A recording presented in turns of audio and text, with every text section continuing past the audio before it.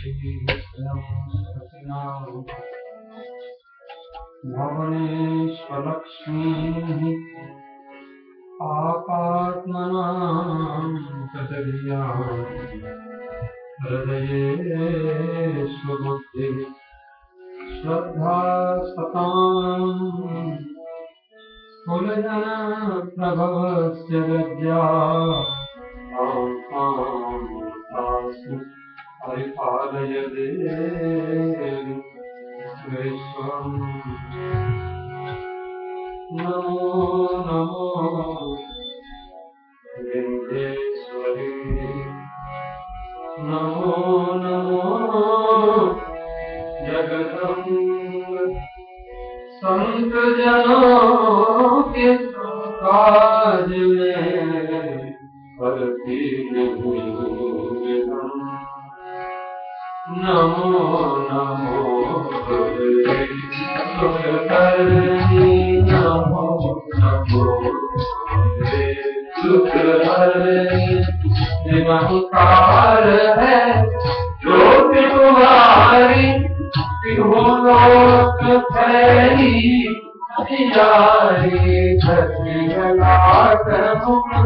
महाविशाल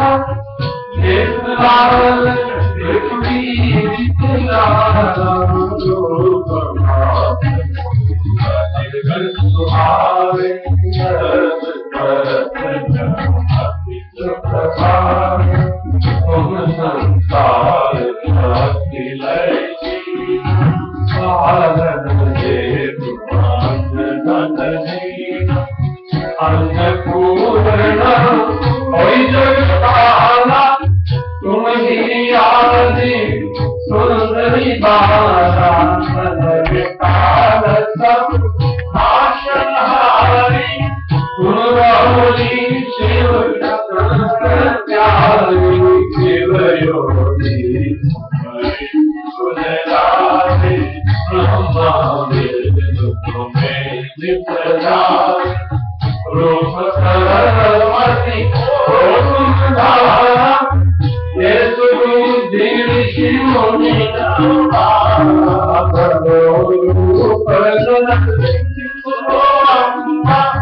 भरत भई भारत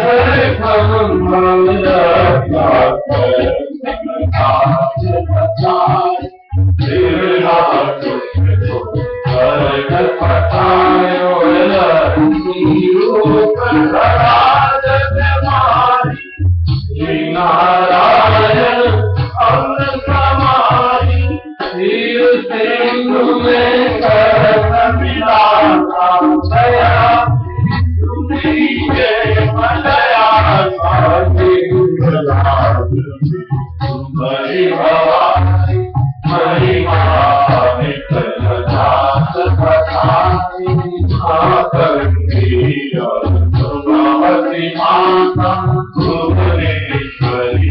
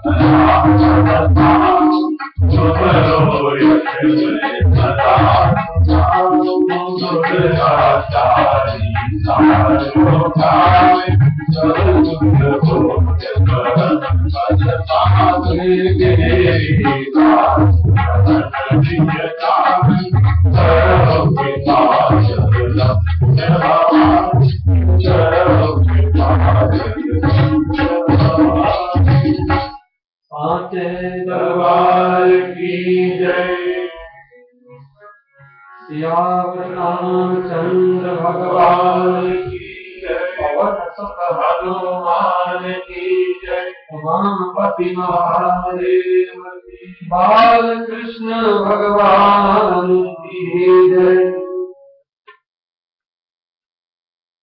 श्री राम मंदिर में सभी का हार्दिक अभिनंदन, स्वागत है। आज दिन के इस जन्माष्टमी के कार्यक्रम में हम भगवान श्री कृष्ण का जन्म महोत्सव मना रहे हैं। बड़े प्रेम से उत्साह से भगवान श्री कृष्ण का ध्यान करें सभी लोग।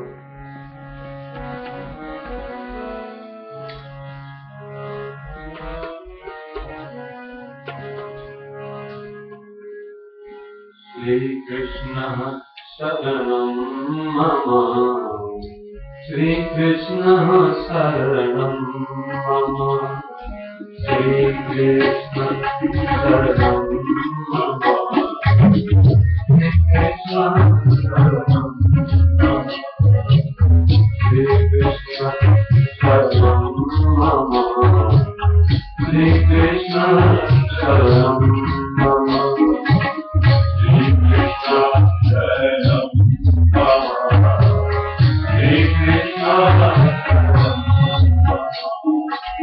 श्री कृष्ण शरणं मम, श्री कृष्ण शरणं मम, श्री कृष्ण शरणं मम, श्री कृष्ण शरणं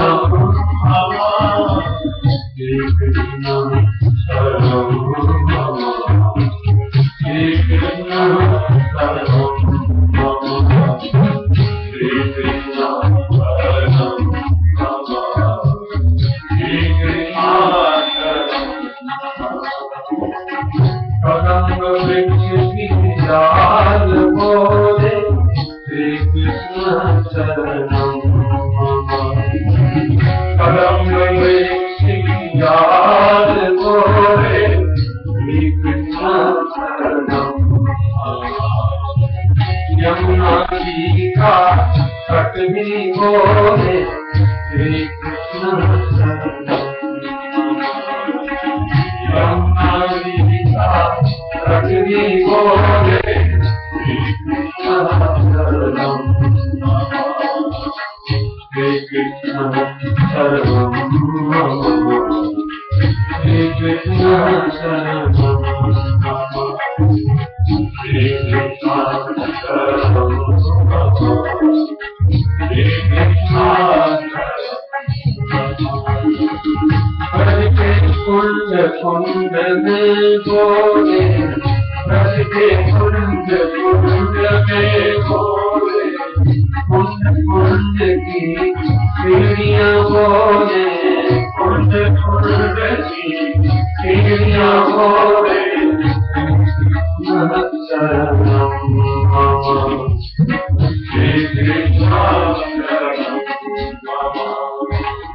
कमल कमल पर मधुकर बोले कमल पर मधुकर बोले कमल कमल पर मधुकर बोले कमल कमल पर मधुकर बोले जाल जाल पर पंछी बोले जाल जाल पर पंछी बोले हे कृष्ण शरणम मम हे कृष्ण शरणम मम हे कृष्ण शरणम मम हे कृष्ण शरणम मम हे कृष्ण शरणम मम हे कृष्ण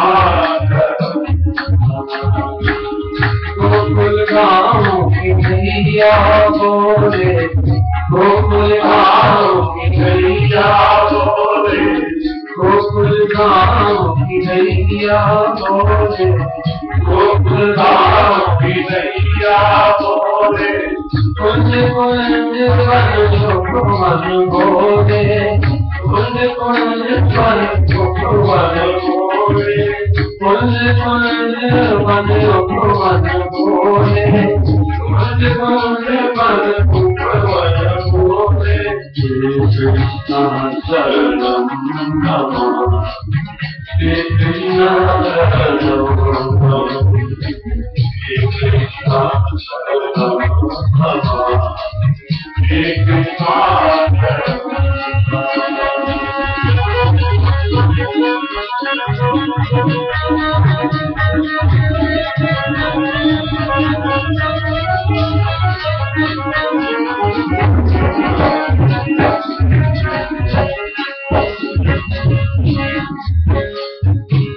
भूमि का कण कण बोले भूमि का कण कण बोले गोपी बोले गोपी बोले जरा बोले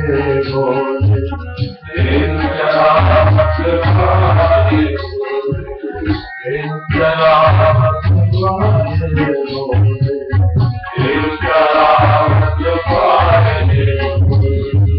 आजा बोले तबला बोले आजा बोले तबला बोले आजा बोले तबला बोले आजा बोले तबला बोले श्री कृष्ण श्री कृष्ण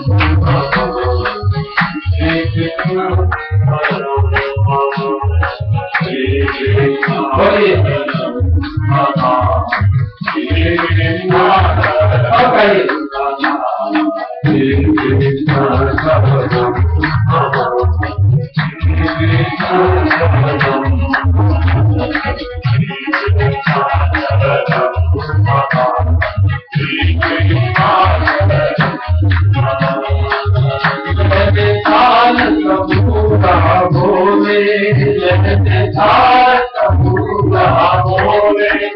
नृत्य करती नारी बोले नृत्य करती नारी बोले केसर केरी प्यारी बोले केसर केरी प्यारी बोले केसर केरी प्यारी बोले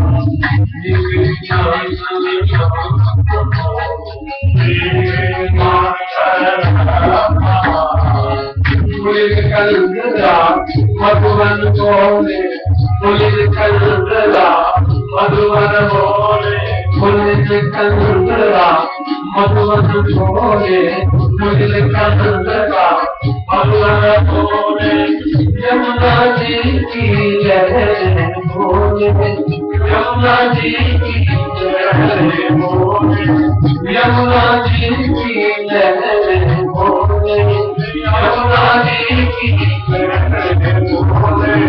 आपकी डाल पे कोयल बोले, आपकी डाल पे कोयल बोले, आपकी डाल पे कोयल बोले, आपकी डाल पे कोयल बोले। श्री कृष्ण शरणम, श्री कृष्ण शरणम, श्री कृष्ण शरणम, श्री कृष्ण शरणम, श्री कृष्ण शरणम, श्री कृष्ण शरणम, श्री कृष्ण शरणम, श्री कृष्ण शरणम, श्री कृष्ण शरणम, श्री कृष्ण शरणम, श्री कृष्ण शरणम। तुलसी जी की प्यारी बोले, तुलसी जी की प्यारी बोले, हर जगत में व्यापक बोले, हर जगत में व्यापक बोले। मेरी जनता मन भी बोले, मेरी जनता मन भी बोले, कृष्ण की योग में आसुर बोले, कृष्ण की योग में आसुर बोले। वल्लभ वैष्णव संत बोले, वल्लभ वैष्णव संत बोले, मधुर वीणा वादक बोले, मधुर वीणा वादक बोले। श्री कृष्ण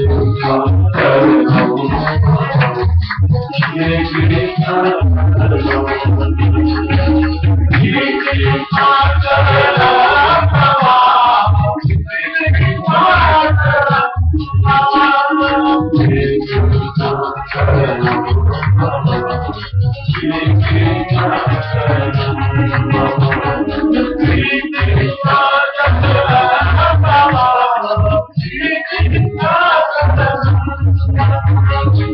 कुमुदनी सरवर में बोले, कुमुदनी सरवर में बोले, कुमुदनी सरवर में बोले, कुमुदनी सरवर में बोले। कंद सूर्य आकाश में बोले, कंद सूर्य आकाश में बोले, तारों का मंडल भी बोले, तारों का मंडल भी बोले। अपहर आनंद में बोले, अपहर आनंद में बोले। श्री कृष्ण शरणम, श्री कृष्ण शरणम, श्री कृष्ण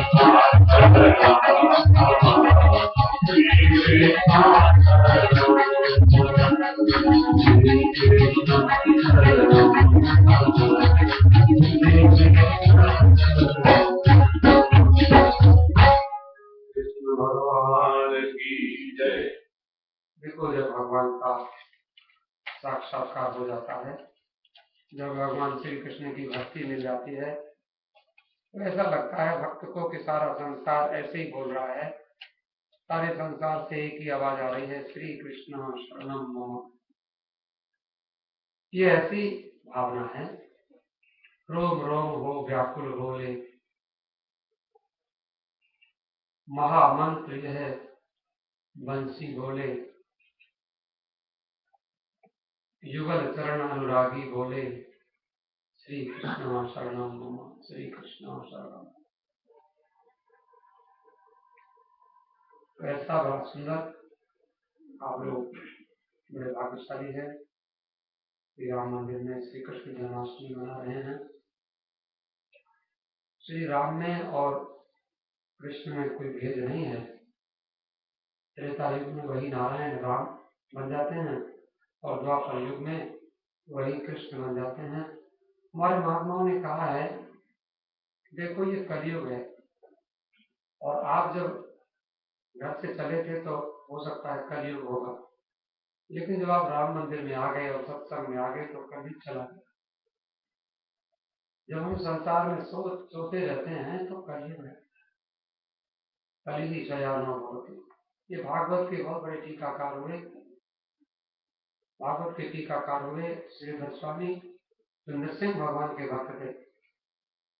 नरसिंह भगवान का उनको दर्शन हुआ और नरसिंह भगवान ने उनको कहा तुम भागवत लिखो, भागवत की टीका लिखो। भागवत व्यास जी ने लिखी, उसकी टीका श्रीधर स्वामी जी ने लिखी। और श्रीधर स्वामी जी के शिष्य हुए, उनका नाम था वंशीधर स्वामी। उन्होंने श्रीधर स्वामी जी की टीका, थोड़ी कठिन है, संस्कृत में है, तो उन्होंने श्रीधर स्वामी जी की टीका को सरल संस्कृत में लिखा। तो उन्होंने भागवत का अभिप्राय बताया कि भगवान द्वापर में अवतार लेते हैं। आप लोग कहेंगे द्वापर में लेते हैं तो हम क्यों मना रहे हैं, जब भगवान कलयुग में आने वाले ही नहीं है तो हम क्यों मनाते हैं, ऐसा मत सोचना।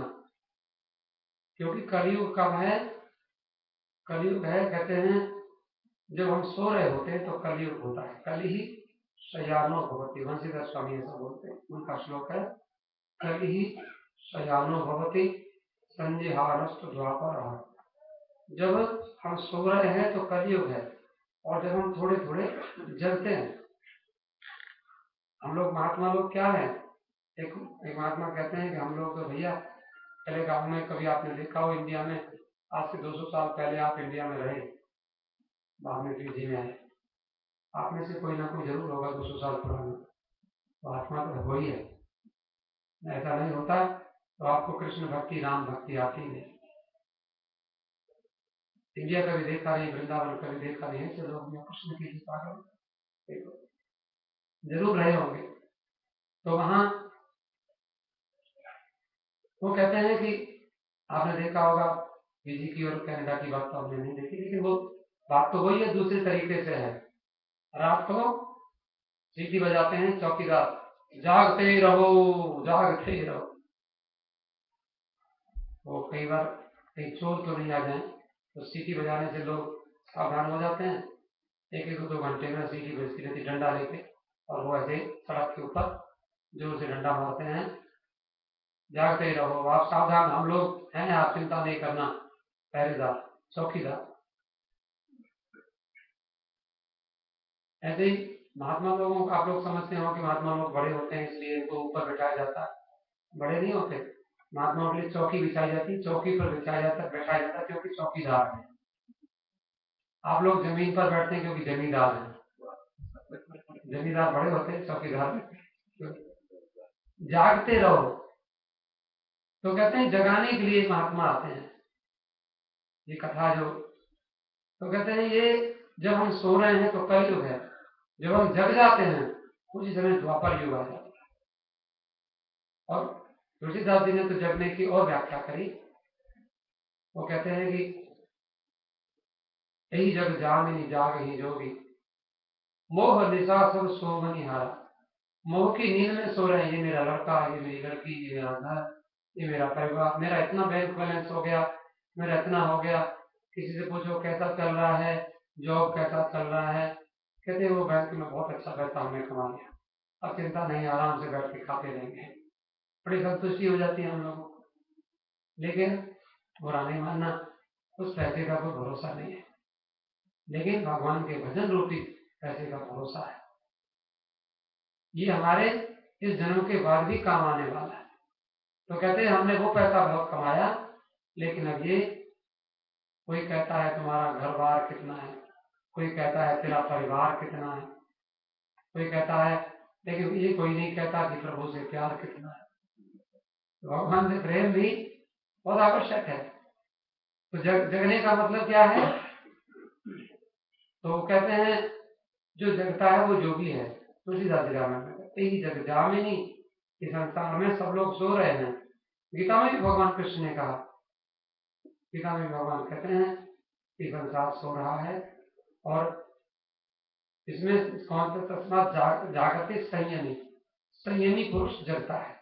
संयम कैसा कहते हैं, संयम होता है प्रेम एकत्र संयम सूत्र है, ध्याता ध्यान ध्येय, ध्यान करने वाला उसको ध्याता कहते हैं, और ध्येय माने ऑब्जेक्ट, जिसका ध्यान करते हैं उसको ध्येय कहते हैं।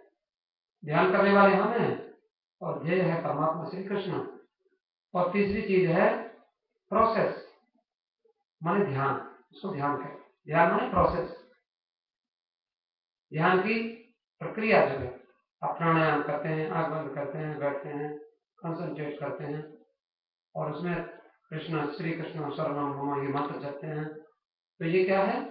इसको कहते हैं ध्यान। ये ध्यान प्रक्रिया का नाम है, ध्यान प्रोसेस का नाम है, और ध्येय है परमात्मा और ध्याता है हम। तीन चीज हैं, ये तीन चीज तीन होती हैं, लेकिन जब ध्यान करते करते करते करते करते करते आपकी जब बहुत स्थिति बढ़िया बन जाती है तो तीन नहीं होते, फिर एक हो जाते हैं।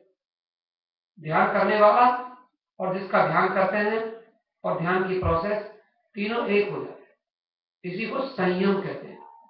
संयम, प्रेम एकत्र संयम। उस समय में अगर आपको कभी ऐसा होता हो, कहते हैं कि मुझे याद तुम हो लेकिन हे परमात्मा हमें तुम हमें याद हो। अगर याद नहीं होते तो हमें कैसे पता चलता? यहाँ तो कनाडा में मालूम नहीं पड़ता कब जन्माष्टमी आती है, कब रामनवमी आती है। ये तो हमारे धन्यवाद है राम मंदिर वालों का कि इनको याद रखना होता है कि कब जन्माष्टमी आ रही है, कब मनाना है, उसमें आप लोगों को बुलाना है, बताना है। नहीं तो हम लोग भूल जाते कब जन्माष्टमी आएगी, कब राखी कब आएगी, रामनवमी कब आएगी। तो वो ये कहते हैं कि देखो उसमें जब हम लोग संयम में जब हम ऐसे हो जाते हैं, ध्याता ध्यान ध्येय तीनों जब एक हो जाते हैं, वो जो स्थिति है हमारी, उसमें उसी को कहा तस्मात् जागृति संयमी। तो भगवान कहते हैं ये निशा जो है, संसार जो है, ये रात्रि है और इस रात्रि में संयमी पुरुष जगते हैं। संयम। आप जब तक आप माताएं भोजन बनाती हैं और भोजन बना रही हैं और भोजन बनाते बनाते वो ऐसी मगन हो जाती हैं और आपको पता नहीं है, आप वहां जाके खड़े हो जाते हैं और आप आपकी ओर देखती भी नहीं है, वो अपना कुछ गाती रहती है और भोजन बना, वो रोटी इतनी बढ़िया बनती है। वही है संयम। बिल्कुल उसी में एक तार हो जाता है। ऐसे स्टूडेंट जब पढ़ता है तो पढ़ते पढ़ते वो कहते हैं मुझे याद तुम हो लेकिन मुझे याद भी है अपनी। कभी ऐसे याद आओ कि मैं खुद को भूल जाऊं। ढूंढते ढूंढते स्वयं खो गया और जिसे ढूंढता था वही हो गया। ढूंढने तुझको चला पाया पता तेरा नहीं, जब पता तेरा चला तो फिर पता मेरा नहीं। ऐसे कभी ऐसा हो जाए कि हमें शरीर का भी पता ना रहे कि हम कहाँ मदान जो है कि कनाडा है।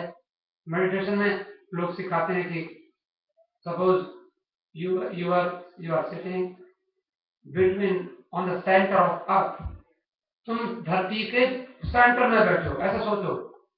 कोई कनाडा नहीं है, कोई इंडिया नहीं है, कोई फिजी नहीं है, कोई राम मंदिर नहीं है, ऐसा कल्पना करनी पड़ती। केवल मैं ही मैं हूं और मैं बैठा हूं, मैं हूं या परमात्मा है।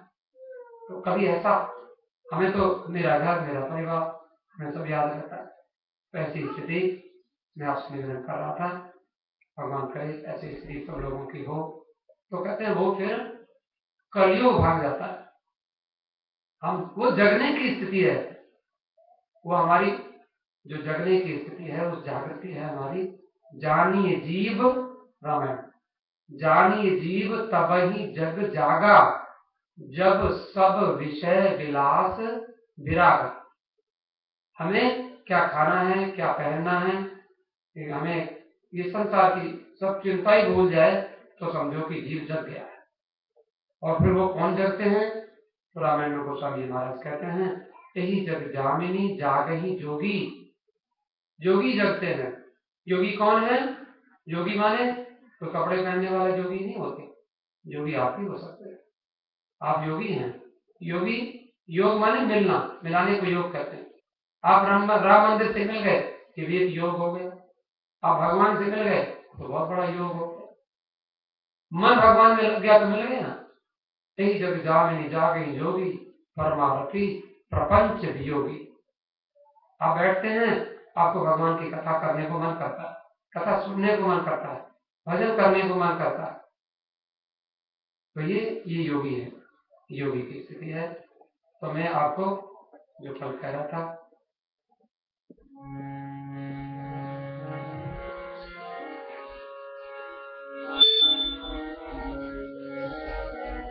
भगवान का नाम है राधे कृष्ण गोविंद गोपाल राधे माधव, राधे कृष्ण गोविंद गोपाल राधे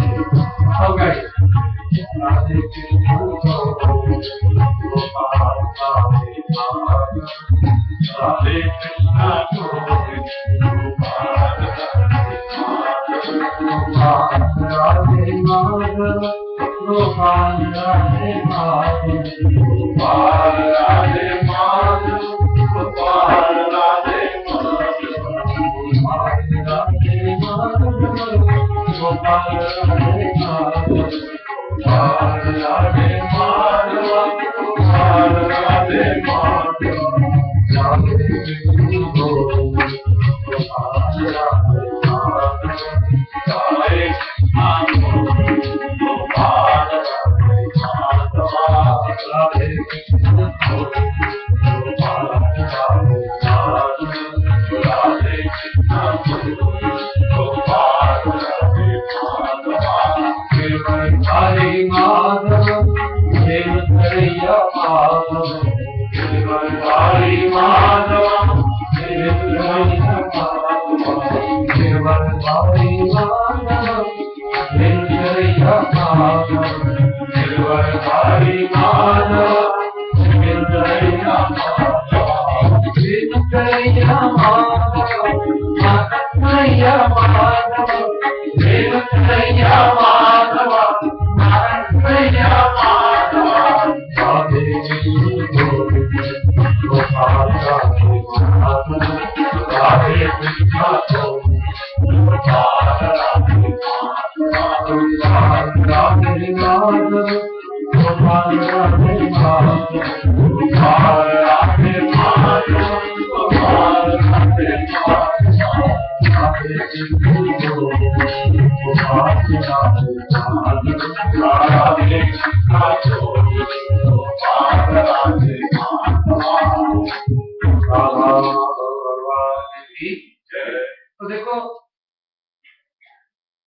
हम लोगों को थोड़ा थोड़ा कभी कभी मंदिर में आने में कष्ट तो होता है, थोड़ा पैसा भी, गैस के पैसे भी लग जाते हैं, तो थोड़ा टाइम भी लग जाता है, कभी कभी वीकडेज में जन्माष्टमी में आना पड़ता है, तो रात को सोने को थोड़ा देर भी हो जाती है, कई समस्या हो जाती है।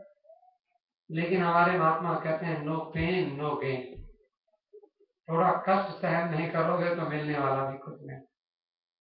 और आपको बताएं, ये थ्योरी बहुत लंबी है, इसको कोई समझे तो पता चलता है।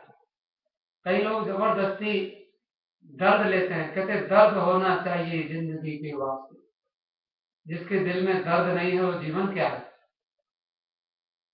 दर्द होना चाहिए, दुख होना चाहिए थोड़ा, और नहीं तो सुख का पता ही नहीं चलता। जब 4 दिन रोटी ना मिले तो 5वें दिन रोटी का मालूम पड़ता है। 4 दिन कैसे बिस्किट खा करके और रोटी खा के दिए, तो घर में आए बोले हाँ आज लगा कुछ के रोटी दी। पत्नी को कहते हैं आज तो बड़ी अच्छी लग रही है, आज तो आपने बहुत बढ़िया भोजन, 4 दिन के बाद खाया ना तब मालूम पड़ा। नहीं तो पत्नी की वैल्यू मालूम ही नहीं पड़ती थी, बढ़िया बेचारी भोजन बनाती रहती। दुख आता है तो पता चलता है कि सुख किसने कहते हैं, नहीं तो हम लोग सुख में पता ही नहीं चलता, भूल जाते। तो थोड़ा सा दुख भी चाहिए। एक महात्मा थे, वो सवेरे 4 बजे उठते थे और रात को 9 बजे तक पैदल चलते रहते थे, और रोजाना का नियम। तो किसी ने पूछा बाबा जी इतने क्यों चलते हो? बोले कुछ मत पूछो, 9 बजे के बाद में जब रोटी खाता हूँ उसके बाद में इतनी बढ़िया नींद आती है कि कुछ पूछो। वो नींद का मैं वर्णन नहीं कर सकता किसी को, तो मैं जानबूझ के थक जाता हूँ, खूब चलता हूँ। राजस्थानी महात्मा थे, ऋषिकेश में उन्होंने आश्रम बनाया बाद में, और वो 150 साल, 150 नहीं, 110 वर्ष तक के उनकी आयु रही और बड़े हटे कटे स्वस्थ रहे। बोले मेरा राज यही है कि मैं रोज सवेरे 4 बजे से चलना शुरू करता हूँ और रात के 9 बजे तक चलता हूँ। जहाँ 9 बज जाते हैं वहीं जाके गांव में वहीं रुकता हूँ, कोई मिल जाता है रोटी दे देता है तो वही खा लेता हूँ और खा के इतनी बढ़िया नींद आती है। 9 बजे से 9:30 बजे सोता हूँ और 4 बजे उठता हूँ, 4 बजे उठ करके फिर चल देता हूँ। बोले मेरा स्वास्थ्य बहुत बढ़िया है। हम लोग 2 किलोमीटर नहीं चल सकते, थोड़ा सा अभ्यास करना चाहिए कभी कभी। तो ये कुंती ने भगवान से दुख मांगे। कुंती कौन है? भगवान की बुआ जी हैं। अब देखो, और ऐसे नहीं, भगवान द्वारका जा रहे थे, भगवान के रथ के सामने खड़ी हो गई हाथ जोड़ के, ऐसे ऐसे हाथ फैला के, रुक जाओ, रुको। भगवान ने कहा बुआ जी क्या बात है? बोले मुझे कुछ मांगना है। अब बुआ खड़ी हो, बुआ मैंने पिताजी की बहन। हमारे यहाँ भारतवर्ष में फीजी में पिताजी की बहन को आदर दिया जाता है। अपनी बहन को आदर देते हैं, पिताजी की बहन को भी आदर देते हैं, उनके पैर छूते हैं और उनको उनका सेवा करते हैं, उनको पूजनीय मानते हैं, उनको मान्य कहते हैं। कोई शादी होती है तो उनको ऐसी दक्षिणा दी जाती है, उनको साड़ी दी जाती है, उनको कपड़े दिए जाते हैं। भगवान ने कहा बुआ तुम तो मेरे पिताजी की बहन हो, तुम्हारे लिए तुम मांगो ना कुछ। कुंती ने कहा क्या मांगो? पहले प्रतिज्ञा करो, पहले तुम्हारा क्या पता, बोलोगे देने को और फिर दोगे नहीं, नट जाओगे। भगवान ने कहा मैं नटने वाला नहीं हूं, मैं मुकरने वाला नहीं हूं, डिनाई नहीं करूंगा। जो मांगोगी मैं बोलूंगा, दूंगा। मांगो तो सही, बोलो ना एक बार। बोले नहीं, पहले प्रतिज्ञा करो। भगवान ने कहा मैं सूर्य भगवान के सामने प्रतिज्ञा करता हूं कि मेरी बुआ जो मांगेगी मैं उसको दूंगा। प्रतिज्ञा करवा दी, अब मांगो। तो कहते हैं मुझे जीवन में दुख ही दुख मिले। अब बताओ मांगेगा कोई? ऐसा लिखा विपदा संत न शाश्वत तत्र तत्र जगत गुरु भवतो दर्शनम यत् अपुनर्भव दर्शनम। वो भाग्यशाली लोग हैं जिनके जीवन में दुख आते हैं। अरे गुरु नानक बोलते हैं सुख के माथे सिल परे नाम हृदय से जाए, बलिहारी व दुख की पल पल नाम जपा। जब दर्द होता है हाय राम राम हे राम हे राम, मर गया हाय राम, कभी कभी मर गया बोलता है, कभी राम बोलता है, हे राम हे कृष्ण क्या करूं, क्या हो गया, दर्द हो रहा है, बहुत दर्द। दर्द कितना अच्छा है, और जब दर्द नहीं होता तो फिर राम याद नहीं आते। दुख में भगवान, हमें दुख में भगवान याद आते। तो और इन्होंने रामायण में हनुमान जी,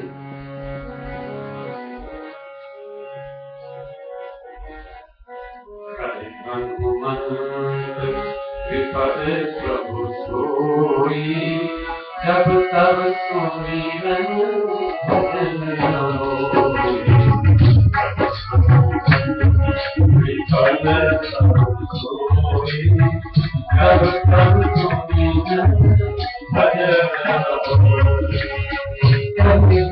हनुमंत विपद प्रभु सोई, विपद प्रभु सोई, जब तब सुमिरन भजन होई। जब तब सुमिरन भजन होई।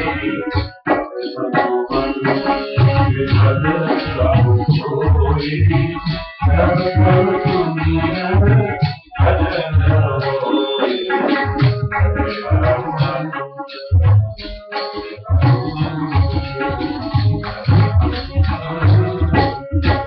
कहे हनुमंत विपद प्रभु सोई।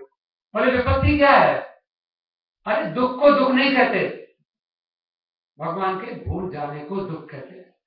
भगवान के भूलने का नाम दुख है, और सुख को सुख नहीं कहते, भगवान की याद आने का नाम सुख है। भगवान याद आए तो सुख आ गया समझ लो। तो जीवन में जितनी बार भगवान याद आए और भगवान कभी भूले नहीं तो दुख आएगा भी नहीं कभी। जो पहले आया हुआ है वो भी डर के भाग जाएगा। ये भगवान का स्मरण करता है। भगवान का नाम दुख भंजन है। हे दुख भंजन तुम्हें प्रणाम।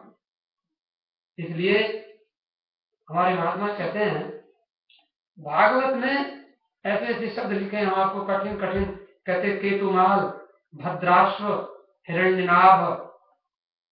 एक महात्मा से हमने पूछा ये क्या है, और तुम्हें मालूम है ये केतुमाल क्या है? भागवत के 5वें स्कंद में ये नाम लिखे हैं, भद्राश्व देश का नाम लिखा है, केतुमाल देश का नाम लिखा है। हमने एक महात्मा से पूछा, महाराज जी इनका मीनिंग क्या है? बोले केतुमाल माने इंग्लैंड, यूके को केतुमाल कहते हैं। अरे केतुमाल इंग्लैंड का नाम है।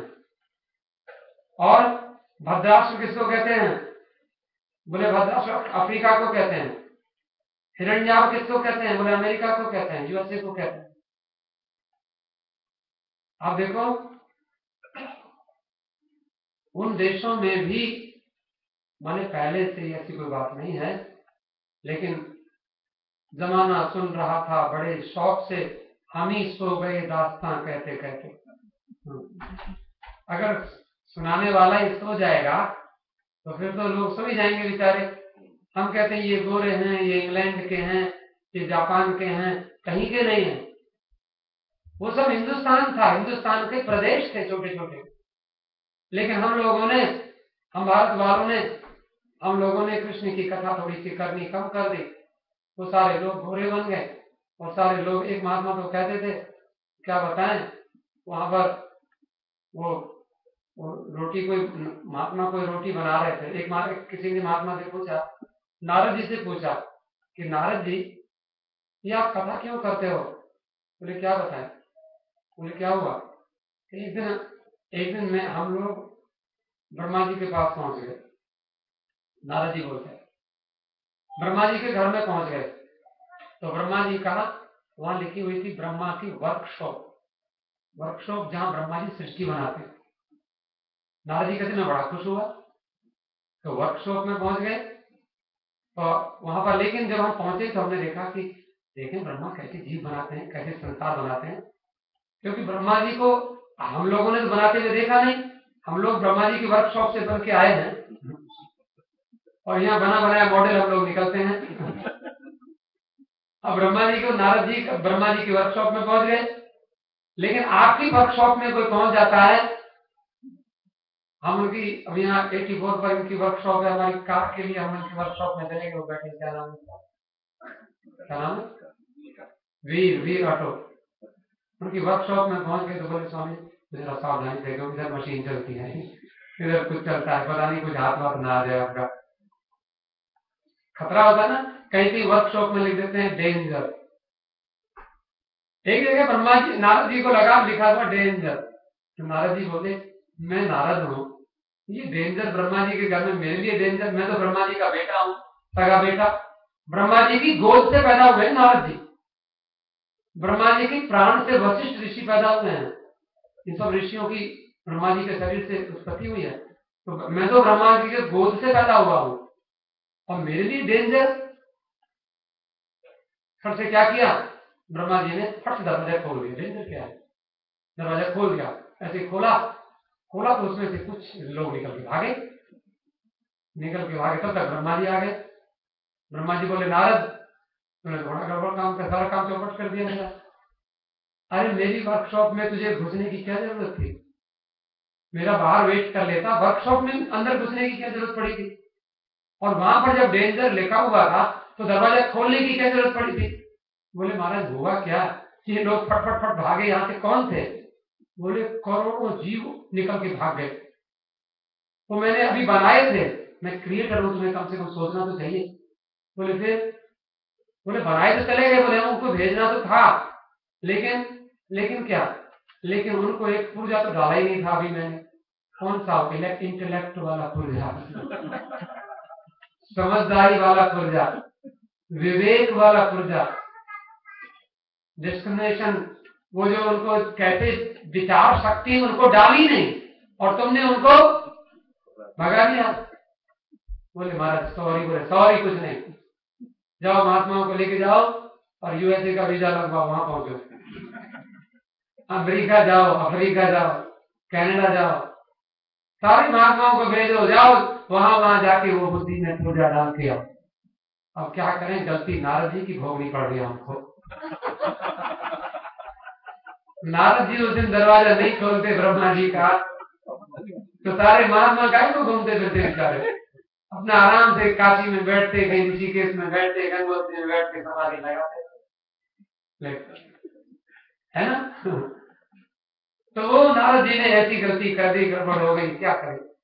तो मैं आपको निवेदन कर रहा था, राजा, कल मैंने थोड़ी सी भागवत की बात बताई थी, वो भी तरह समझना चाहिए थोड़ा थोड़ा, क्योंकि कृष्ण जन्माष्टमी का पर्व है और हमारी भावना ये है, हमारी इच्छा ये है, अच्छा भी विश्वास है कि अगर हम और आप एक दूसरे के साथ होते हैं, श्रोता और वक्ता दोनों के माध्यम से कथा होती है। आप, मुझे कई बार पता नहीं होता मैं क्या बोलूंगा, आप सामने होते तो कुछ बोल देता, ये आपकी मेहरबानी है, सच बात है। हम लोग माध्यम हैं और भगवान क्या बोलवा दे, बोल के सोच के पूछाते हैं, बोल के पूछे, ये भगवान की लीला है। तो श्रोता और वक्ता जब बैठते हैं, इसी को सत्संग कहते हैं। श्रोता वक्ता ज्ञान निधि, तुलसीदास जी लिखते हैं, कथा राम के गूढ़, ये कथा बड़ी गूढ़ है। और इस कथा में जब श्रोता और वक्ता दोनों बैठते हैं तो वहां श्रोताओं की भावना होती है बैठने से, और वक्ता के मन में वो जो वाइब्रेशन आती है। कई बार हमने सुना है, महाराज हम तो सोच रहे थे ये कथा सुनाओ, हमने कहना नहीं पड़ा, आपने वही सुना दी। वही होता है कि नहीं, कई बार हो जाता है। हम एक प्रश्न आपसे पूछना चाहते थे, आपने ये बता दिया।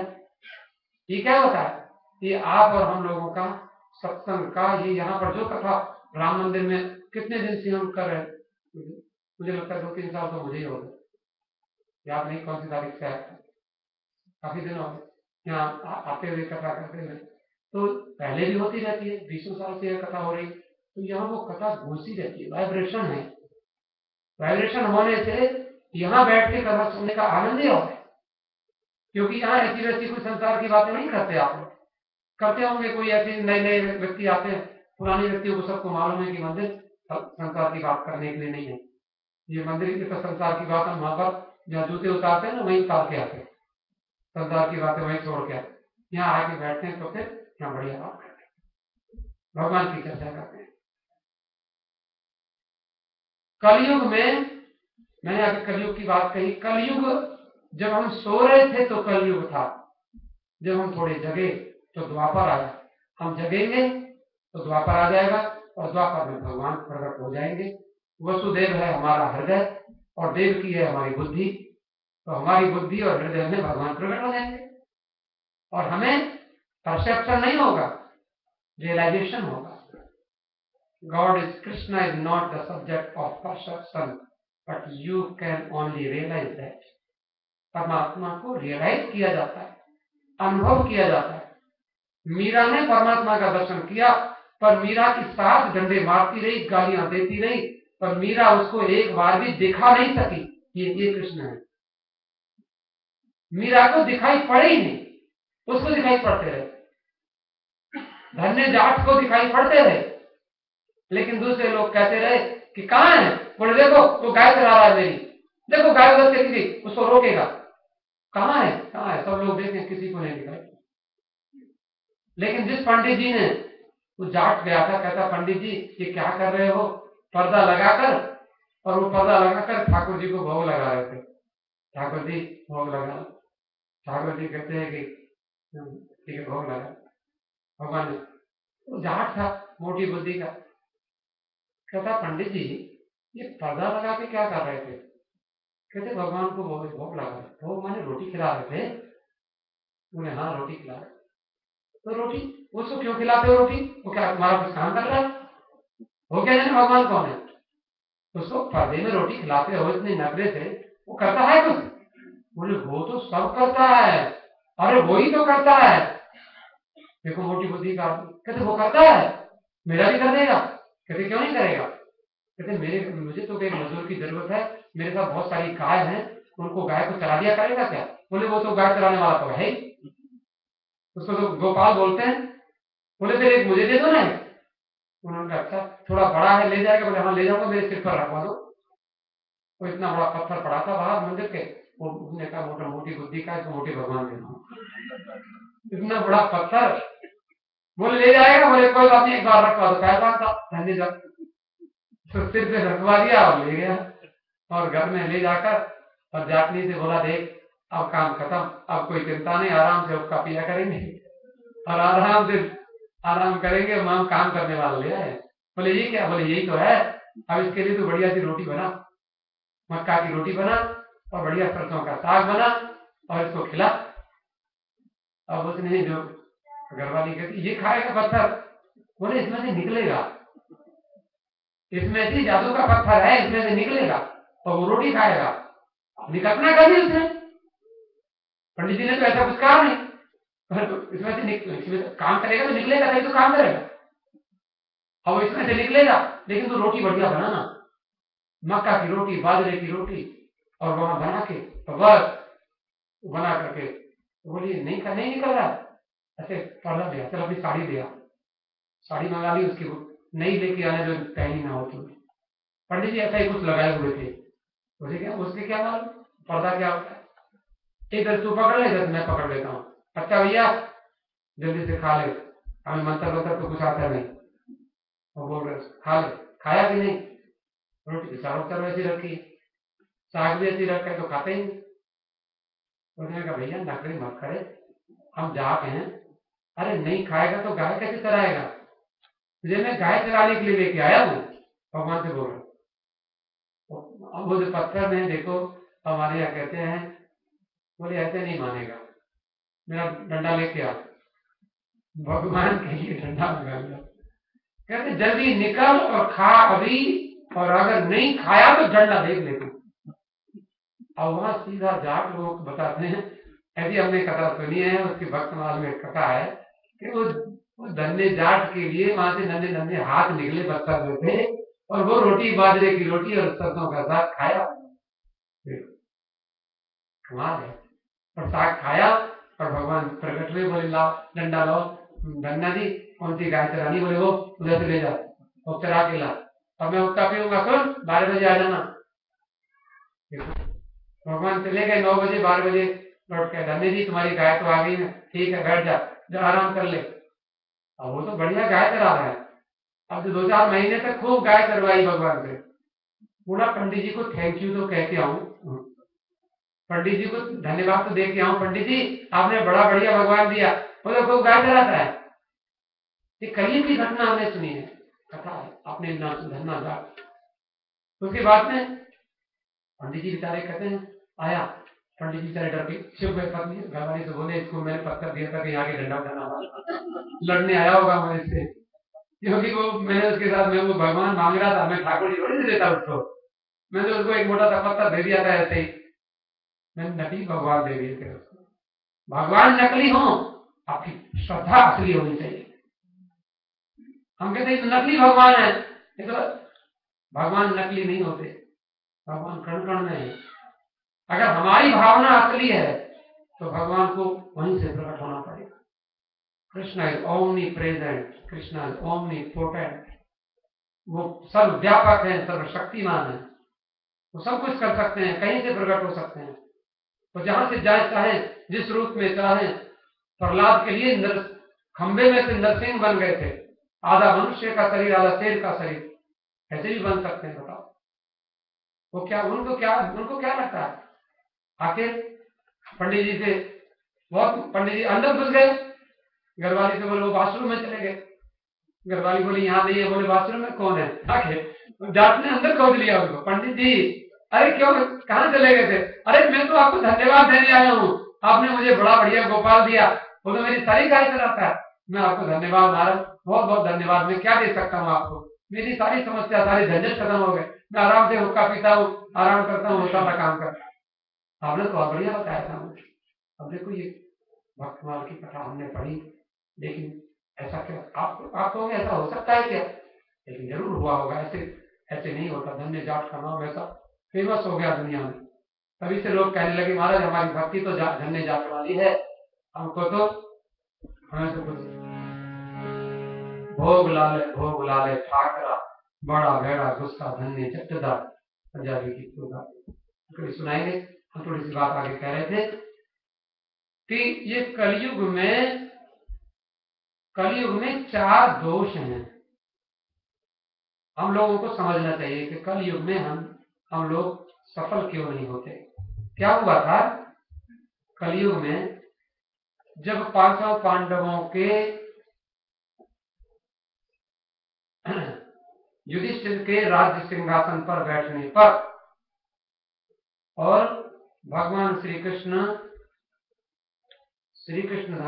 कृष्ण अपने परम धाम को चले गए, धरती को छोड़कर।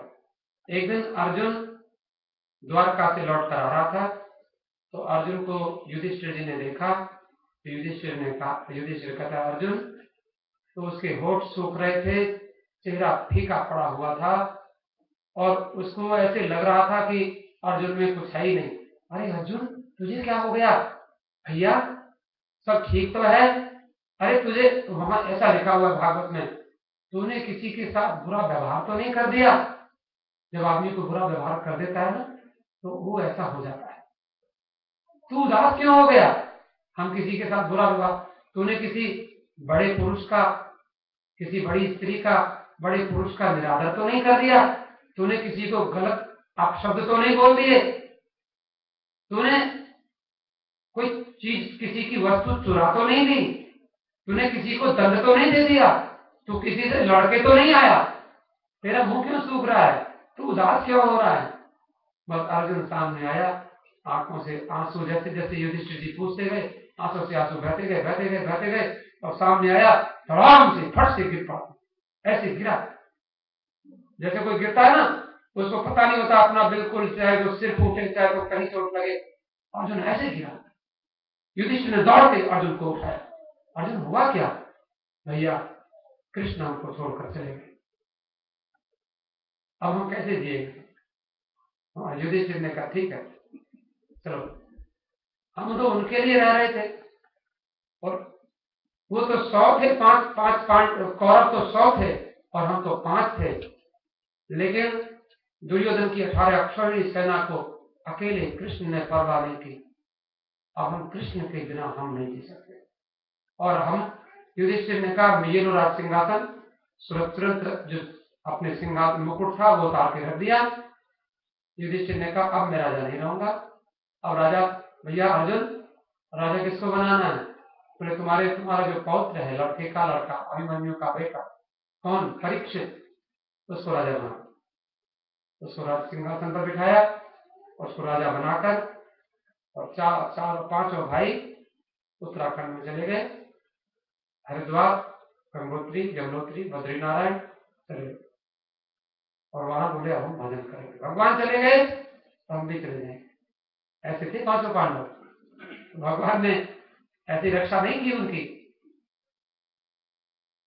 तो उधर परीक्षित जब राजा बना, तो परीक्षित राजा का काम होता है, ऐसे राजाओं के रिप्रेजेंटेटिव होते हैं, हमारे कनाडा में भी हैं, एमएलए होते हैं, एमपी होते हैं, देखते रहते हैं कहाँ क्या हो रहा है, कहाँ क्या हो रहा है। लेकिन वो रिप्रेजेंटेटिव बेचारे, राजा पहले जमाने में राजा लोग स्वयं घूमा करते थे और स्वयं घूमकर देखा करते थे कहाँ क्या हो रहा है, कहीं किसी के यहाँ कोई चोरी तो नहीं हो रही। रात में वेश बदल के राजा लोग घुमा करते। परीक्षित वेश बदल कर घूम रहे थे, सामने से एक पुरुष को देखा, वो एक गाय को मार रहा था और गाय रो रही थी। राजा पास पहुंच गया, बोला अरे तू कौन है, मैं तुझे मार डालूंगा। तूने गाय को क्यों मारा? वो गाय नहीं थी, धरती माता थी। धरती माता प्रकट हो गई, वो पुरुष राजा का वेश बनाए हुए था। उसने कहा तू कौन है, असली रूप में आ। परीक्षित बड़े धर्मात्मा राजा थे, शक्तिशाली राजा थे। अर्जुन के पौत्र ग्रैंडसन अपने प्रकट में आ गया, बोले मैं कलयुग हूं महाराज, और ये कौन है? ये धरती है। कलयुग में क्या होता है? कलयुग में धरती बेचारी रोने लगती है, दुखी हो जाती है। पापियों के पाप से धरती दुखी हो जाती है। कलयुग में बेटा बाप को नहीं मानता, शिष्य गुरु को नहीं मानता, माँ बाप की सेवा नहीं होती, माँ बाप को लोग सीनियर होम में छोड़ देते हैं और अपने मनमाना विवाह कर लेते हैं, बाद माँ बाप रोते रहते हैं, जो भी और भी अपने पैसे के लिए लोग गरीबों का खून चूसते रहते हैं, इत्यादि बहुत सारी बात है। कलयुग में तो उसने राजा ने कहा कि तू मेरे राज्य में नहीं रह सकता, मेरे राज्य से बाहर चला जा। कलयुग कहता महाराज मुझे आपसे बहुत डर लग रहा है, मैं कहीं भी जाऊंगा आप मुझे दिखाई पड़ोगे, तो मुझे रहने की जगह बता दो, मैं वहीं रह लूंगा। तो परीक्षित ने 4 जगह रहने की बताई कलयुग को। अब ध्यान से सुनो, 4 जगह कलयुग को कहा कि तुम यहाँ रहो। बोले कहाँ कहाँ? बोले तुम रहो द्यूतम पानम स्त्रिया सोना, जहां लोग जुआ खेले वहां कलयुग होता है। द्यूत में कलयुग होता है, क्योंकि जुए में कुछ छल कपट होता है। जहां लोग मदिरा पान करें कलयुग होता है, जहां लोग व्यभिचार करें कलयुग होता है, जहां लोग हिंसा करें वहां कलयुग होता है। तो कहते हैं महाराज 4 जगह मुझे आपने रहने की बताई, लेकिन ये चारों जगह तो खराब जगह है। कलयुग कहता है मुझे कोई बढ़िया जगह बताओ ना, मैं वहां भी तो रहूं। बोले अच्छा तो जा तो तुम सोने में रहो, गोल्ड में कलयुग, डायमंड में कलयुग। हम लोगों के पास जब ज्यादा गोल्ड हो जाता है 2-4 किलो तो कलयुग आ जाता है। अब वहां पर आपको मालूम है हम लोगों ने देखो भगवान ने सीता जी बोली ये सोने का हिरण मुझे लाकर दे दो। भगवान ने एक बार भी सीता जी को नहीं बोला कि देवी जी सोने का हिरण नहीं होता।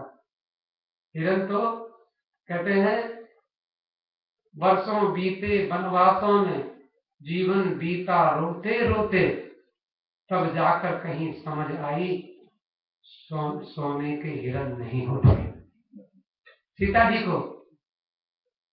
जी कितने दिन वनवास में रही, रावण के यहाँ रही, रोई, कष्ट सहन किया, तब बाद में मालूम पड़ा कि मैं तो बोल रही थी सोने का हिरण तो होता ही नहीं है, और मैंने सोने के हिरण के लिए राम जी को भेज दिया था, मेरे लिए ले क्या। और राम कैसे दयालु है, एक बार भी भूला नहीं। राम नहीं जानते थे कि सोने का हिरण होता नहीं है, लेकिन किसी को घरवाली कहे वो ला के दो, आपको घरवाली को कहते तू जो मांगेगी, तो अगर तारा आकाश से चंद्रमा मांगेगी तो वही उठा कर तेरे लिए लेके आऊंगा, आकाश से अगर तारा मांगेगी तो वो तोड़ के लाऊंगा तेरे लिए, बोलते हैं ना लोग। अगर उसको कह दो हम नहीं लाएंगे, वो बेचारी दुखी हो जाएगी पत्नी। इसलिए प्रेम, सच्चा प्रेम तो वो है कि जो मांगे वो लेके आओ, लेकिन प्रेमी को भी, मांगने वाले को भी सोचना चाहिए कि क्या मांग रहे हैं। हम भगवान से ऐसी चीज ना मांगे कि जिससे हम ही झंझट में पड़ जाए। सोना मांगा और ऐसा झंझट पड़ा कि रावण उठा के ले। अगर सोना नहीं मांगते तो राम जी छोड़ के थोड़ी जाते अकेले। राम जी अकेले छोड़ गए और वो फिर लक्ष्मण रेखा माने मर्यादा। हम लक्ष्मण रेखा को हम लोग भी लांग देते। लक्ष्मण रेखा क्या है ये राम मंदिर बताता है, सत्संग बताता है, रामायण बताती है हमारे जीवन में क्या मर्यादा होनी चाहिए, क्या लक्ष्मण रेखा होनी चाहिए। अगर उसको हम पार करेंगे, भगवान से हम गोल्ड मांगेंगे, भगवान से मांगो हे भगवान सुखा साईं इतना दीजिए जामे कुटुंब समाए, मैं भी भूखा ना रहूं साधु ना भूखा। अब देखो हम थोड़ा सा आपको बोर ना करें, कहीं बोर ना हो, थोड़ा सा एक जगह सा गाना सुनिए, बड़ा बढ़िया गाना मैंने कहीं सुना था। थोड़ा सा आपको, ब्रह्मा जी ने सृष्टि बनाई, आप जरा थोड़ा सा समझिए। 3 देवता हैं, ब्रह्मा विष्णु महेश। अंग्रेजी में गॉड कहते हैं GOD, G for generator, O for operator, D for destroyer. हमारे महात्मा कहते हैं डिस्ट्रॉयर नहीं बोलो, रीजनरेटर हो। बढ़िया है, तो हम मान लेते हैं। अब थोड़ा सा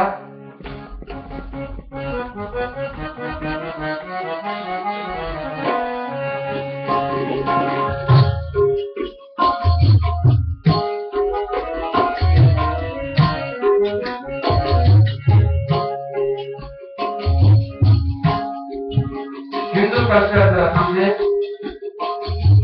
Trinity of God, three in one. These are the symbols of Hinduism. Trinity of God, three in one. These are the symbols of Hinduism. Trinity of God. Trinity. Brahma the creator, Vishnu the preserver. Brahma the creator, Vishnu the preserver, and Shiva the destroyer. Trinity of God, three in one. These are the symbols of Hinduism. Trinity of God.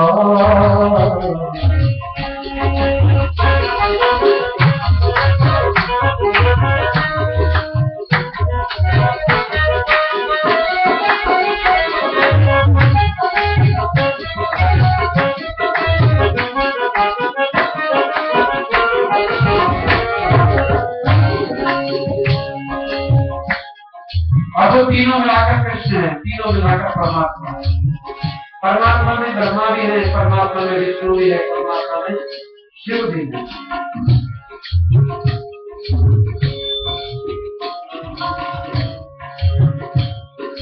The earth where we live, this earth where we live, with everything earth gives. The earth where we live, with everything earth gives. The trees, the sky, the mountain so high. The trees, the sky, the mountain so high. The sun, moon, stars, always so bright. Sun, moon, stars, always so bright. We shall be thankful for all such things. Thank you, Brahma, we always sing. Thank you, Brahma, we always sing. Brahma the creator, Vishnu the preserver, and Shiva the destroyer. Trinity of God, three in one. These are the symbols of Hinduism. Trinity of God.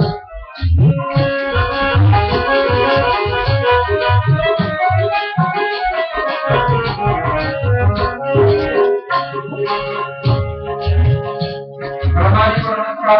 Vishnu भगवान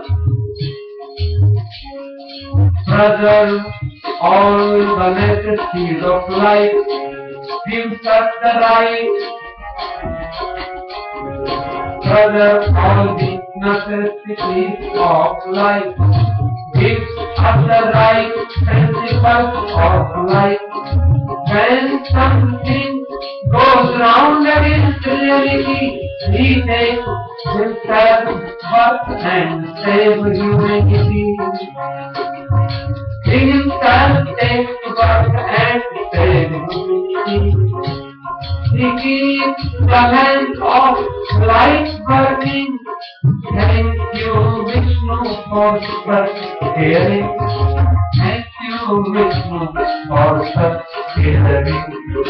Brahma the creator, Vishnu the preserver, and Shiva the destroyer. Trinity of God, three in one. These are the symbols of Hinduism. Trinity of God.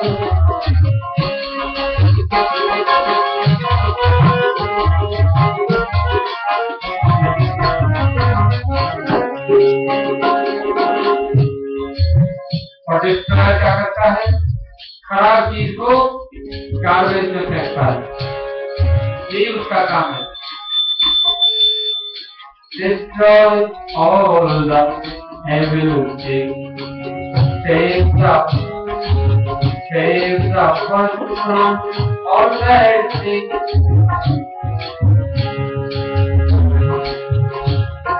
Just like a bodyguard, we always act while they're in danger. We react. The magic of Shiva is destruction. Thank you, Shiva, for such action. Sing Brahma in nature, Vishnu brother, and Shiva destroyer. Fifty of God, being one, without the symbols of Hinduism. Fifty of God. तो ये जो Trinity है, ब्रह्मा और विष्णु महेश, तीनों मिलाकर ये परमात्मा श्री कृष्ण है। हम लोग कहते हैं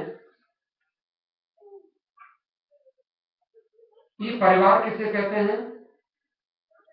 परिवार कहते हैं परितः वारितः येन। अब बुरा मत मानना, परिवार पत्नी आती है तो हमारा कम से कम 50% मन पत्नी में लग जाता है, तो 50% से भजन करते हैं। और जब बेटा पैदा होता है तो बेटे में 25 तो दोनों में मिलाकर कम से कम 75 पत्नी और बेटे में चला जाएगा कि नहीं? तो 25 रह जाता है हमारे लिए, हमारे पास भगवान के भजन कर रहे हैं। और फिर ये कोई पत्नी की, मनुष्य की बात नहीं, पत्नी का पति में भी तो लग जाता है, बात तो वही है। कहते हैं परिवार ये हमको हटाता है भजन से, लेकिन इसका मतलब हमारे महात्मा खंडन करते हैं, बोले ऐसा मत कहो। अगर भगवान की भक्ति एक बार सच्चे हृदय से हो जाए तो हमारे महात्मा किसी परिवार के सिर पर क्यों मरते हो?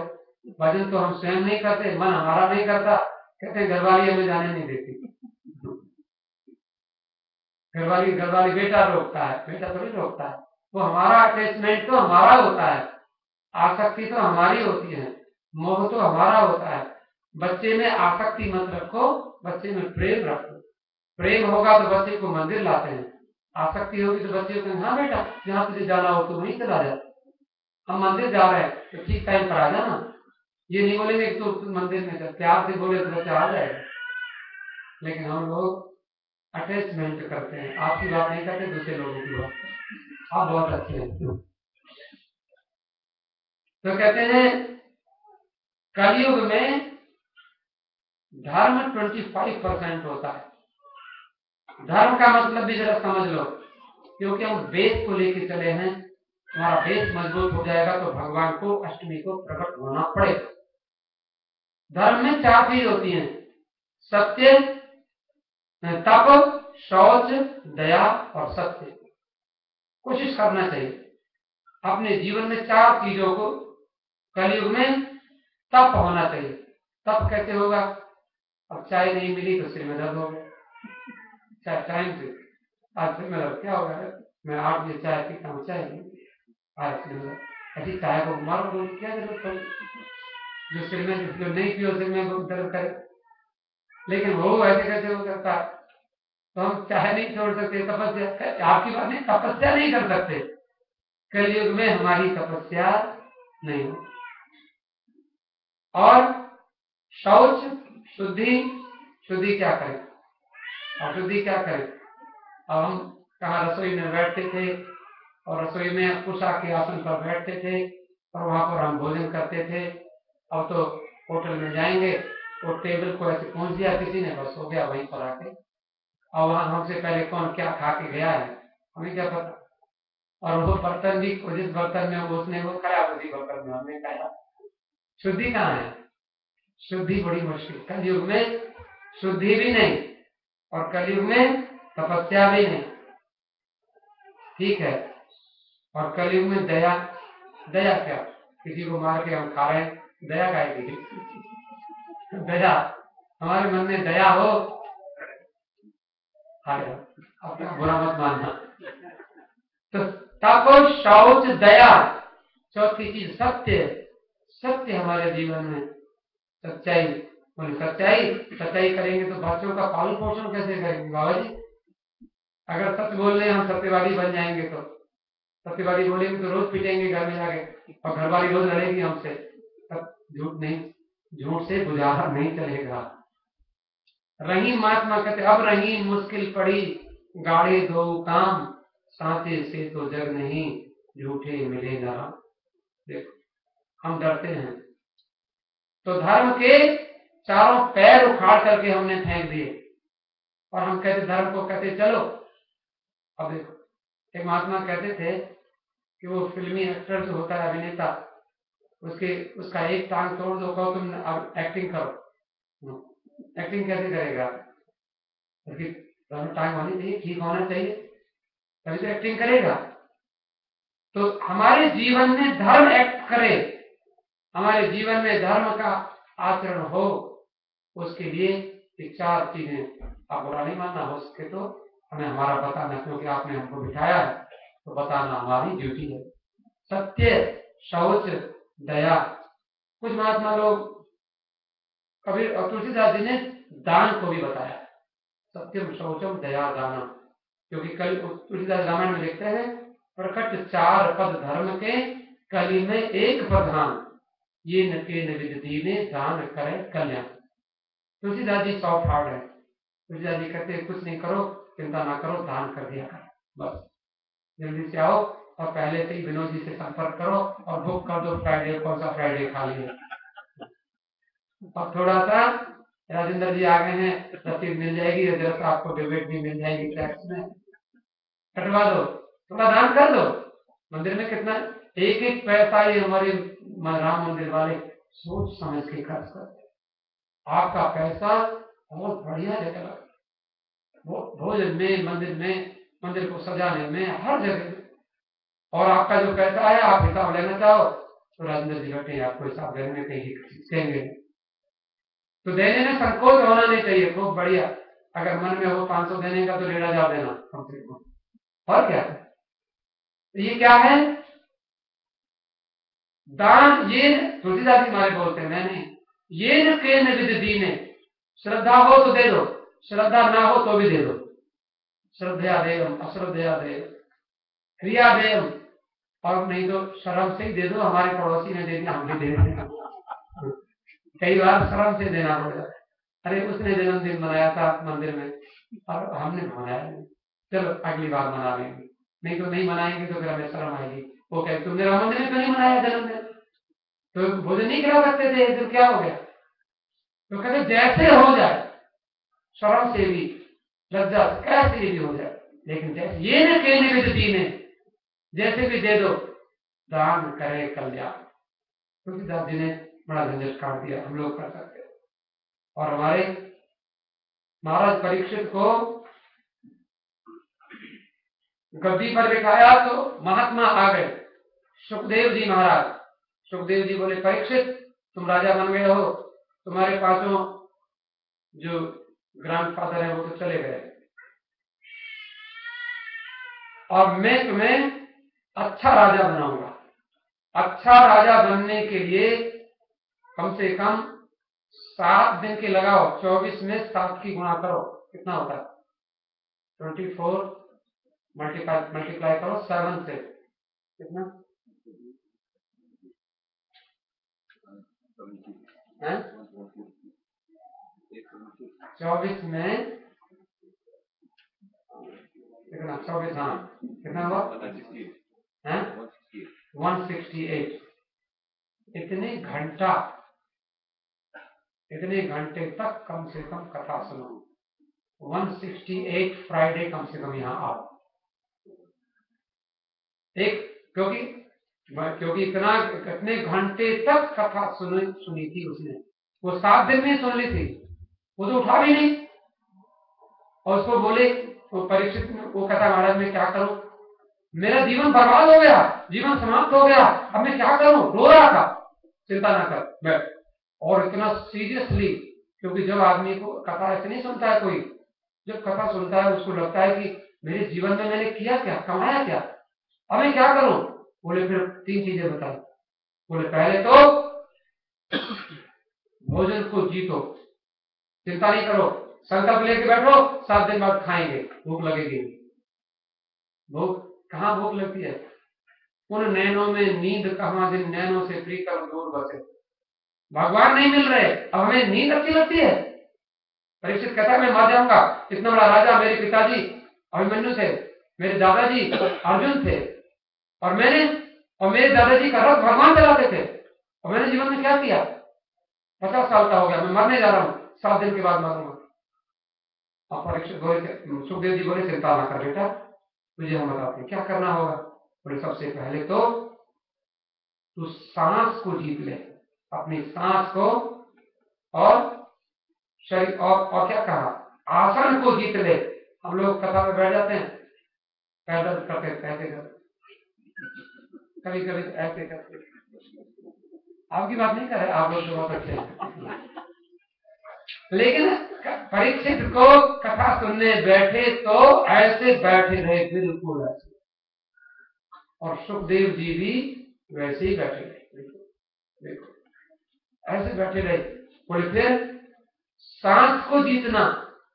देखो हम लोग प्राणायाम क्यों करते हैं? भस्त्रिका करो, कपालभाति करो, क्योंकि अगर सांस में से गंदी गंदी आवाज आती है तो शरीर में जरूर कोई बीमारी लगेगी।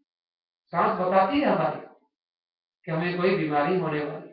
सांस में घड़घड़ाहट होती है, कुछ आवाज आती है, चल जाता है। सांस को जीतो, आहार को जीतो, भोजन को जीतो। भोजन तो देखो, भोजन भी वैसा नहीं। और एक बहुत बढ़िया बात बताई, संग को जीतो।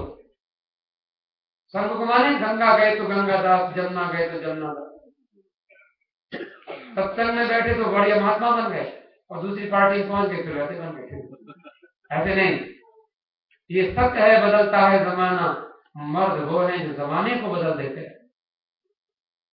हम दुनिया को देख के बदल जाए, लेकिन दुनिया हमको देख के बदले, ये भी तो हो सकता है ना।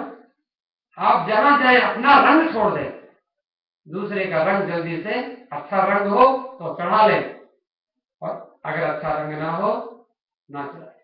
देखो तो कहते हैं जैसा रंग वैसा, जैसा कहते हैं जैसा अन्न वैसा मन, जैसा पानी वैसी वाणी, जैसी शुद्धि वैसी बुद्धि। समय समाप्त हो गया है, मैं जल्दी से कथा को विश्राम को ले चलता हूँ। एक दो बातें कह करके जल्दी से कथा को विश्राम दो। आप थोड़ा सा मेरे साथ गुनगुनाइए। आप लोग बहुत अच्छे हैं। जैसे परीक्षित महात्मा 7 दिन में अपने जीवन को कल्याण करके चला गया, 168 घंटे में उसके जीवन का कल्याण हो गया। भगवान से हम भी प्रार्थना करते हैं, आप भी जितना हो सके मंदिर में आने की चेष्टा करें, सत्संग सुने, कथा सुने। हमारे माता पिता ने बहुत अच्छा भजन किया था, तब हम आज मंदिर में सत्संग में बैठे हैं।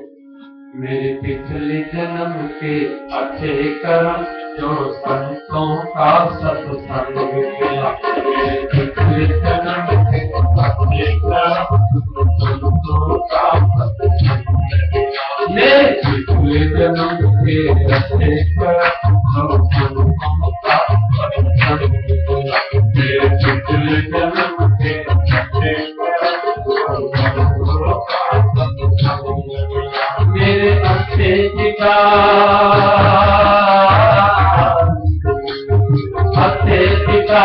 अच्छी माता, मेरे अच्छे पिता, अच्छी माता, मेरे अच्छे पिता, अच्छी माता, मेरे अच्छे पिता, अच्छी माता, मेरे अच्छे पिता, अच्छी माता, मेरे अच्छे पिता, अच्छी माता। अच्छा जीवे का जन्म मिला, अच्छा जीवे का जन्म मिला, अच्छा जीवे का जन्म मिला, अच्छा जीवे का जन्म के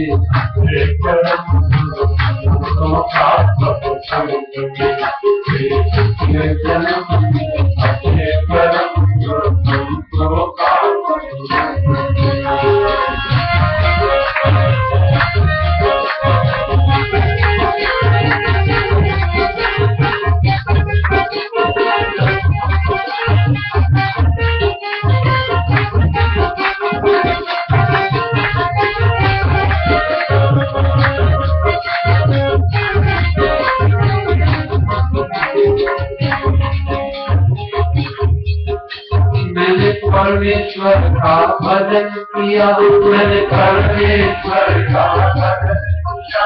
जो सुंदर मानव तन पाया, जो सुंदर मानव तन पाया, मेरे पूर्व जन्म का दान पुण्य, मेरे पूर्व जन्म का दान पुण्य मुझको सत्संग में ले आया, मुझको सत्संग में ले आया। प्रभु भक्ति मिली,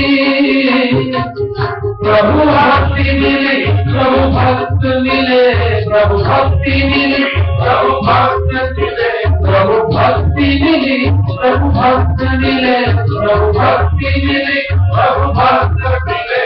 प्रभु प्रेम मुझे अंग अंग दिला, प्रभु प्रेम मुझे अंग अंग दिला, प्रभु प्रेम मुझे अंग अंग दिला, प्रभु प्रेम मुझे अंग अंग दिला। मेरे पिछले जन्म के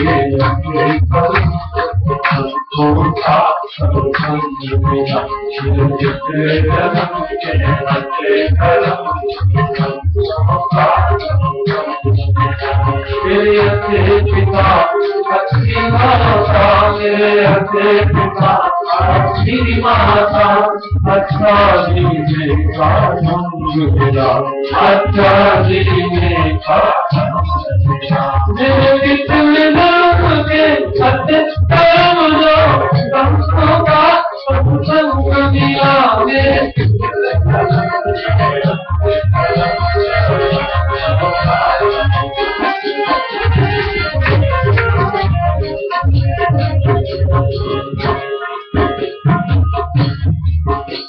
श्री कृष्ण नाम भोगी है, श्री कृष्ण नाम भोगी है, मन के संसार मिटाती है, मन के संसार मिटाती है।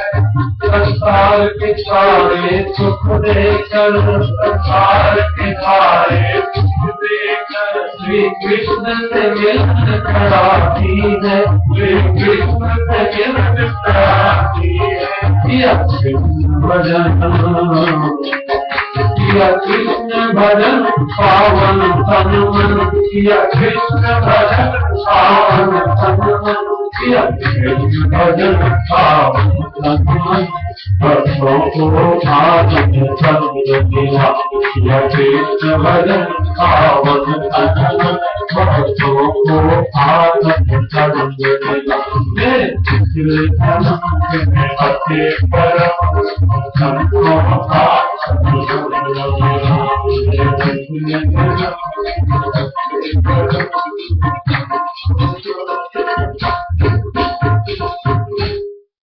एक बात अंतिम बात कह करके हमारे को विश्राम दो। देखो ये क्या है हमारे जीवन में, आपको एक बात मैंने बताऊं, एक कैलकुलेशन आप जरा करना। A B C D E F G H I J K L M N O P Q R S T U V W X Y Z 26 letter हैं। 26 लेटर में एक एक लेटर को ए को 1 नंबर दीजिए, बी को 2 number दीजिए, सी को 3 ऐसे है ना, और जेड को 26 नंबर देंगे। आप जरा सा कैलकुलेशन कीजिए। HARDWAWORK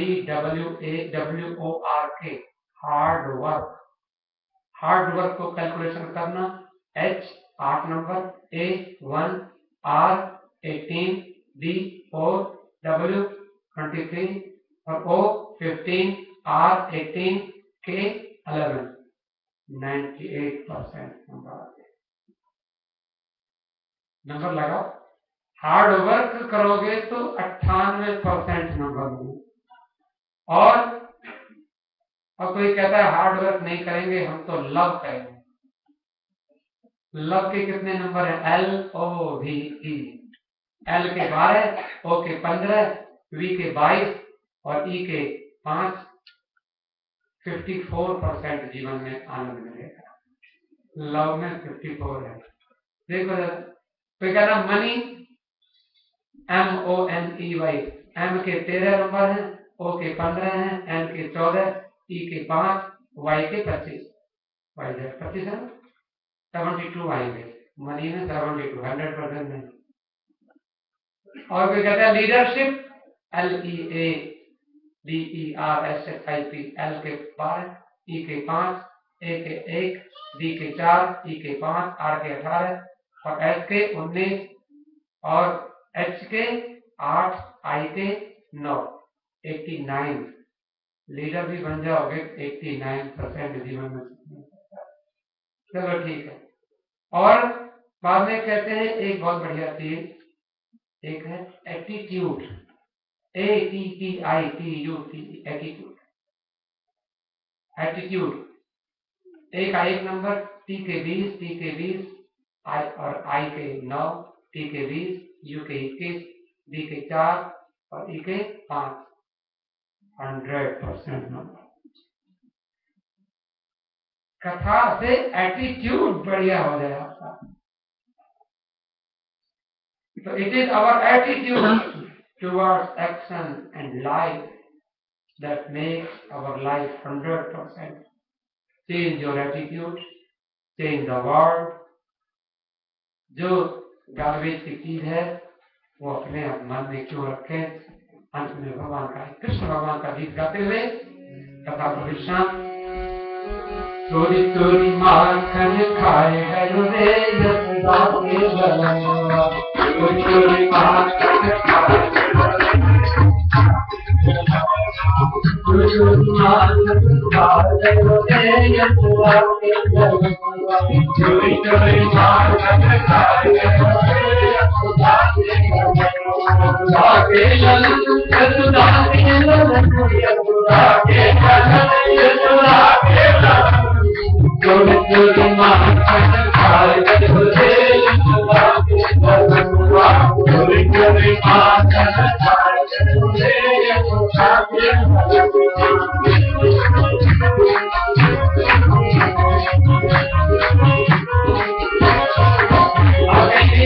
इस चोरी की मक्खन की बात कहाँ से आ गई? हमारे कहते हैं प्रदेश प्रसिद्ध नवनीत चौरम गोपाल दुकूल चौरम। मक्खन चुराते हैं दुनिया जानती है, गोपियों के कपड़े चुराते थे जवान हुए तो दुनिया जानती थी। लेकिन एक बात और है जो चुराने की है, अनेक जन्मार्जित पाप चोरम। हमारे जन्मों जन्मों के पाप चुरा लेते हैं, इसलिए चोरी का गीत लगाओ। बड़े हमारे पाप चुरा लेंगे, हम पाप के बिना हो जाएंगे तो भगवान से भी जाएंगे। चोरी चोरी माखन खाए गयो रे यशोदा के बलवा, चोरी चोरी माखन खाए गयो रे यशोदा के बलवा। मेरे वक्त पूजा के नाम तेरा प्यार है, मेरे वक्त पूजा के नाम तेरा प्यार है, मेरे वक्त पूजा के नाम तेरा प्यार है, मेरे वक्त पूजा के नाम तेरा प्यार है। बोली मनोहर बसाए गयो रे यशोदा के बलवा, बोली मनोहर बसाए गयो रे यशोदा के बलवा। अरे बोली जाके बनाता है, मक्खन चुराता है तो पाप चुरा लेता है। ऐसे भगवान मेरे वक्त पूजा के गाँव तेरा प्यार है, मेरे वक्त पूजा के गाँव तेरा प्यार है। गोकुल गाँव बसाए गयो रे यशोदा के बलवा, गोकुल गाँव बसाए गयो रे यशोदा के बलवा। मेरे तुझे पूजा के भोग तेरा प्यार है, मेरे तुझे पूजा के भोग तेरा प्यार है, भोग तेरा प्यार है, भोग तेरा प्यार है, भोग तेरा प्यार है, भोग तेरा प्यार है। मक्खन मक्खन मिश्री बसाए गयो रे यशोदा के बलवा, मक्खन मिश्री बसाए गयो रे यशोदा के बलवा। चोरी चोरी माखन खाए गयो रे यशोदा के बलवा, चोरी चोरी माखन खाए गयो रे यशोदा के बलवा। मेरे वक्त पूजा के काम तेरा प्यार है, मेरे वक्त पूजा के काम तेरा प्यार है। मक्खन चोरी बसाए गयो रे यशोदा के बलवा। ये माखन चोरी क्या है? माखन माने अरे खाद को कोई चुराएगा नहीं। कहते हैं मीरा कहती है माखन निकाल लीनो छाछ पीवे कोई, लस्सी मक्खन निकल गया वो कोई भी पिए, हमें उसकी जरूरत नहीं। माने कचरा चाहिए नहीं, मक्खन चाहिए। कचरा नहीं चाहिए, फालतू चीज नहीं चाहिए, मक्खन बढ़िया चीज चाहिए। जीवन में जीवन का सार, दूध का सार, जीवन का सार अपने पकड़ के चोरी करो उसको। अच्छे गुण अच्छे विचार वही मक्खन है। मैंने उससे पूछा माँ बाप तेरे कौन है, मैंने उससे पूछा माँ बाप तेरा कौन है,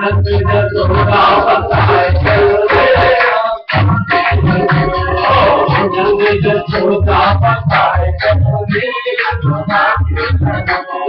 मैंने वादे पूछा कि प्यार तेरा कौन है, मैंने वादे पूछा कि प्यार तेरा कौन है, राधा रानी बताए राधा